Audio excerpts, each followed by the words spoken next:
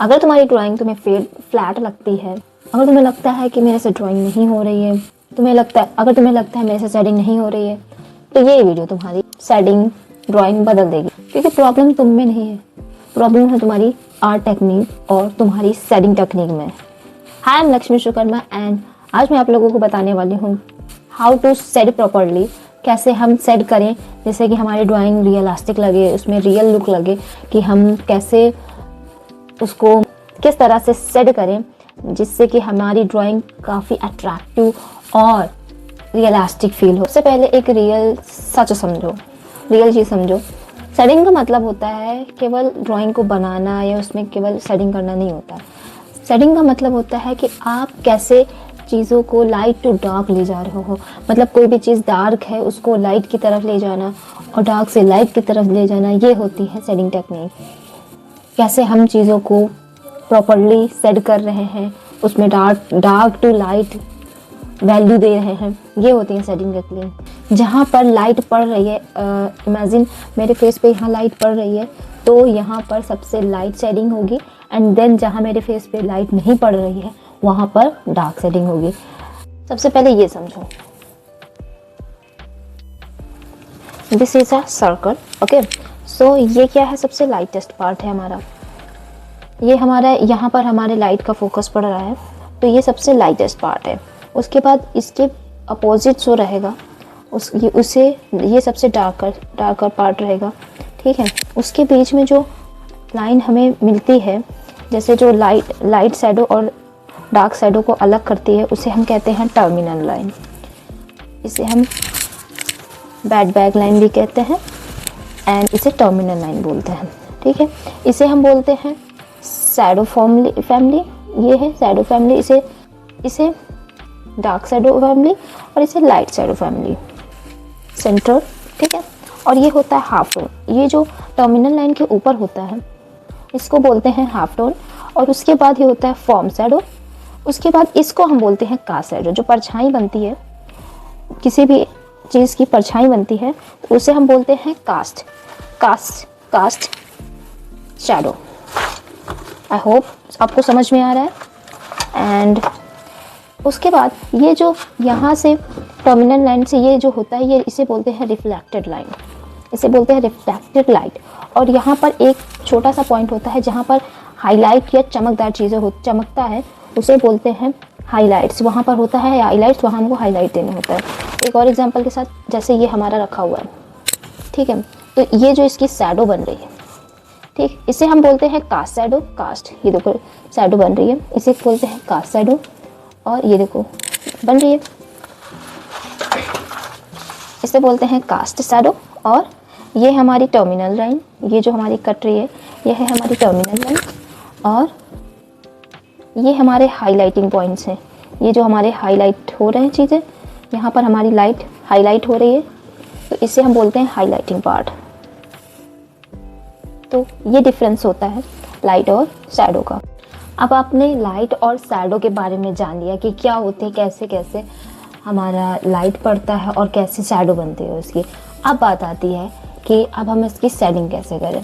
तो कई तरह की शेडिंग करते हैं, जैसे कि हैचिंग, क्रॉस हैचिंग और काफ़ी टाइप्स की होती है। तो मैं एक एग्जाम्पल के साथ आपको वो भी समझाऊंगी।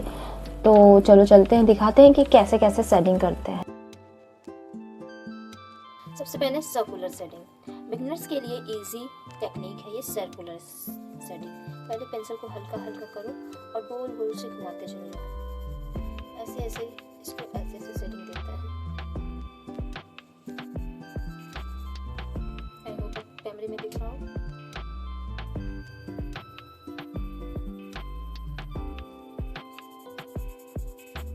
अब आती है हैचिंग। हम हैचिंग कैसे करेंगे, हम एक डायरेक्शन में पेंसिल को ले जाएंगे और एक डायरेक्शन में, इसे हम बोलते हैं हैचिंग। एक ही डायरेक्शन में हम लाइनें बनाते चले जाते हैं, इसे बोलते हैं हैचिंग। एंड क्रॉस हैचिंग, पहले एक डायरेक्शन में बनाओ, एक डायरेक्शन में लाइन खींचो जल्दी जल्दी से, देन उसके बाद दूसरी डायरेक्शन में उसका अपोजिट लाइन खींचो सीधी एकदम। इसे हम बोलते हैं क्रॉस हैचिंग। हैचिंग और क्रॉस हैचिंग यूज़ होती है सेटिंग में। ये बहुत ही स्मूथ सेटिंग देती है। इसको जब आप ब्लेंड करते हैं ब्लेंडर से तो काफ़ी स्मूथ टेक्सचर आता है और ये बहुत अच्छी होती है, ज़्यादातर ये यूज़ होती है। सीधा रिजल्ट।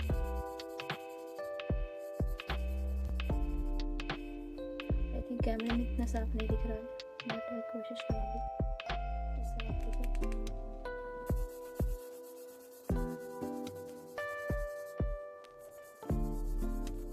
मोस्टली ये वाली पर ये वाली यूज़ होती है स्केचिंग में और ज़्यादातर यही दोनों स्मूथ सेटिंग में देती हैं और यही दोनों यूज़ होती है। ये बहुत कम यूज़ होती है और ये रही कुछ सेटिंग टेक्निक।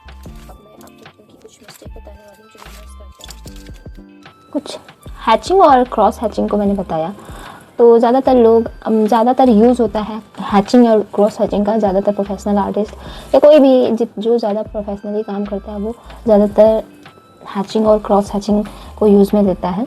इससे होता क्या है, ड्राइंग में स्मूथनेस आती है और ब्लेंडिंग अच्छे से होती है। आर्ट वर्क काफ़ी स्मूथ और काफ़ी अट्रैक्टिव बनता है।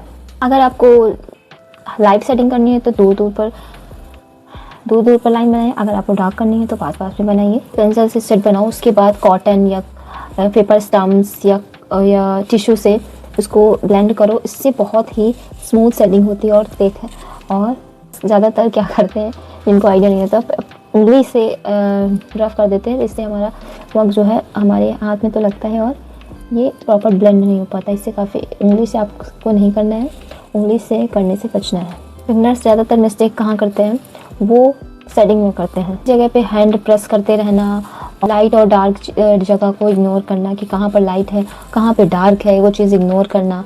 सिर्फ ब्लैक सेट देना, डार्कनेस देना और लाइटनेस का ध्यान नहीं देना, ये सारी मिस्टेक्स हैं जिनसे आपको बचना है। डेली 5 मिनट सेटिंग की प्रैक्टिस करो, 10 मिनट सेटिंग की प्रैक्टिस करो और आपका सेटिंग डेफिनेटली इम्प्रूव होएगी। बट कंसिस्टेंसी से और डिसिप्लिन से करना पड़ेगा, तभी आपका ड्राइंग में उसका असर दिखेगा। मैं जानती हूँ जो स्टार्ट कर रहा है, जो बिगनिंग स्टेज पे है, उसके अंदर बहुत सारे क्वेश्चन होते हैं हैचिंग को लेके और क्रॉस हैचिंग को कुछ नहीं पता हो सेटिंग में क्या क्या यूज़ होता है और कैसे की जाती है। सो आई होप मैंने आपको सही से समझाया। अगर समझ में आया हो तो कमेंट में ज़रूर बताना कि हाँ समझ में आ गया। अगर वीडियो हेल्पफुल लगी हो तो वीडियो को लाइक करो और चैनल को सब्सक्राइब करो। मैं कोशिश करूँगी मैं अच्छे से सिखाऊँ प्रॉपर्ली। अगर आपको समझ में आया हो तो कमेंट में यस लिखना और तब तक के लिए बाय बाय, थैंक यू।